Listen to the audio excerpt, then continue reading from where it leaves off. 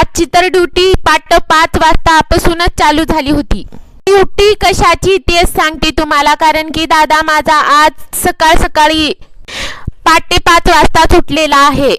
उठलाय कशासाठी? गुळाच्या चिक्कीसाठी. त्याला खायची होती गुळाची चिक्की. त्या सकाळी कसं करून द्यावं म्हणून कुत्र्याचे पिल्ले दाखवलं. ढाळे खातूस का म्हणलं तर त्याला काहीही नको होतं. मग काय, गुळाची चिक्की तर करावंच लागलं. अर्धा किलो शेंगदाणे, शेंगदाण्याला चांगलं भाजून शेंगदाण्याची साल काढली. शेंगदाण्याला पाकडून घेऊन गॅसवर ठेवली कढई. त्याच्यात टाकले 2 चमचे तूप. नंतर टाकली गूळ. हे काळं गूळ आहे. काळच गूळ शरीरासाठी चांगलं असतं. अर्धा किलो शेंगदाणे आहेत, अर्धा किलो गूळ आहे. गुळाला कमी गॅसवर हलवून मी असं केले होते. ह्याच्यामध्ये टाकली मी शेंगदाणे आणि गूळ चांगलं मिक्स करून मी घेतले किचन वट्टावर लाटून. एवढीली चिक्की तयार झाली.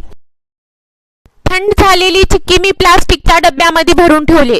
दिवस उघडल्यापासून तर रात्र होजपर्यंत लेकरांच्याच मागे दिवस जाते माझं. तर दीदीचा अभ्यास ट्युशनचा आणि शाळेतला 9:30 वाजेपर्यंत झाला, तर तिचे पप्पा 10:30 वाजेपर्यंत तिच्याकडून भाषण करून घेतले.